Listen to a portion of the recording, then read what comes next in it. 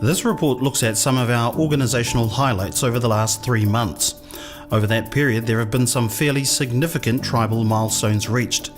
Among those milestones was the 10-year anniversary of the Waikato River settlement. It was a time of reflection for many of those who had worked on the deal.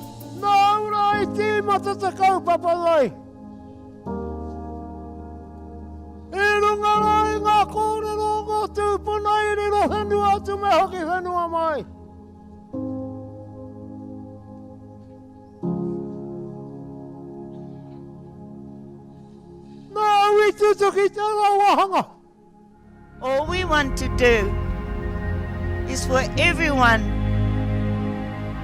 to pull their handouts and clean up our river.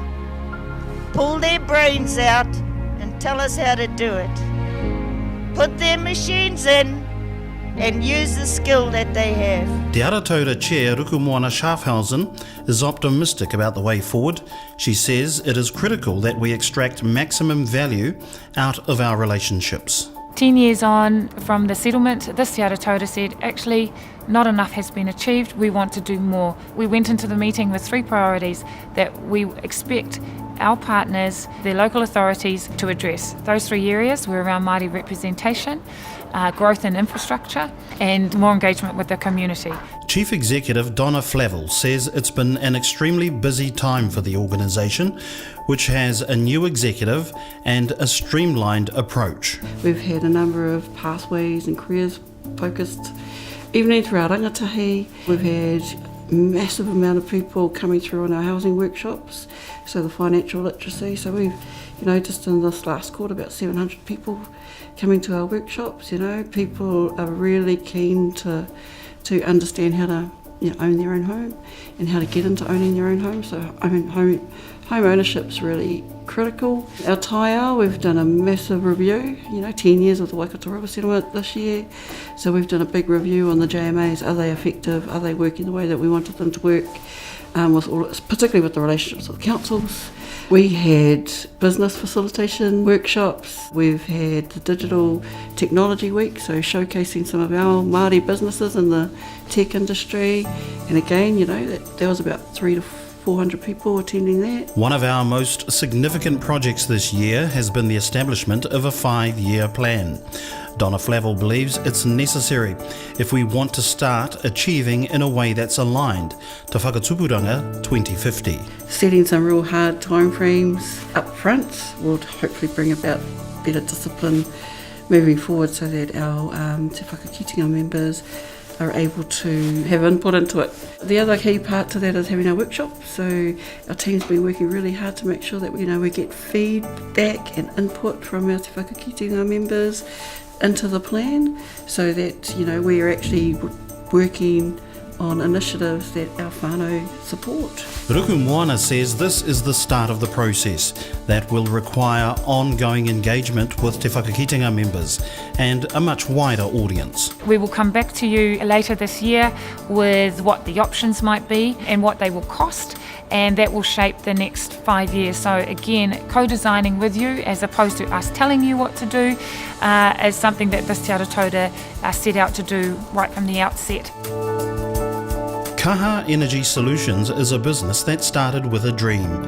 Owner Danny Beattie says Waikato-Tainui has provided him with the drive he needed to leave full-time mahi and leap into the world of business owner. Probably one thing that stands out for me is in terms of what the tribe are offering in terms of their programs for businesses. I think the whānau that want to get into business, whether it be in the trades, whatever sector, take advantage of those programs because they are there for whānau, and I wouldn't be where I am today without their assistance from the whānau with their workshops, having access to resource, network building, so all those sorts of things. I would never be able to achieve that mainstream, and I'm quite fortunate that the tribe have really come to the forefront in delivering those programs. At the last Whakakitenga hui, members agreed to set up a whenua committee. Management and staff have been working together to create a framework to help guide the operational mahi. Rukumoana says this has been one of the many priorities for Te Aratauda. The Whenua Committee has a very important role, and so I'm looking forward to the contribution that Te Whakakitenga through this committee will make towards our group investment strategy. So we will have a whenua committee, but we'll also have the group investment strategy committee, and the two must work together. Te Aratauta and staff have also been engaging directly with local and central government on a range of issues. This ensures that our position is reflected early in the decision-making process. This is a mechanism that has come out of the Waikato River settlement, and it really is an opportunity to work with the mayors and the councillors of these different regions to advance the interests of our people. I'm really pleased that the Hamilton City Council recently has given us 4 mana whenua seats, and that largely is not just because of the tribe, but it's because mana whenua have been advocating as well. And then the next conversation we need to have with council is the Māori wards, and we are advocating legislative change in that space. We're one of the key developers in the Waikato, whether it's through us or Tainui Group Holdings. We want to make sure that we are not being disadvantaged in the council planning process. So it's important that we have a say on behalf of our marae and on behalf of our people. The organisation has been active in the proposed Hamilton to Auckland Transport Corridor. It is a massive project that will open opportunities for our people. We're calling it Hei Awarua ki te ora. Yes, it's an infrastructure play in their mind. In our minds, it's the corridor of well-being, because infrastructure is about enabling our marae to flourish. It's about ensuring our people get jobs. It's about ensuring more houses are built for our people. So that's our advocacy in that space. While it's been 10 years since the river settlement and 23 years since the land settlement, Donna reminds us that there are still outstanding historical settlement issues remaining with the Crown. Our claims team have been working really hard to engage with our whānau to make sure, as we navigate our way through this negotiation for the outstanding claims, we're working together with our whānau on the West Coast. At the heart of every organisation are the staff. Earlier this year, an internal survey revealed staff engagement was extremely high.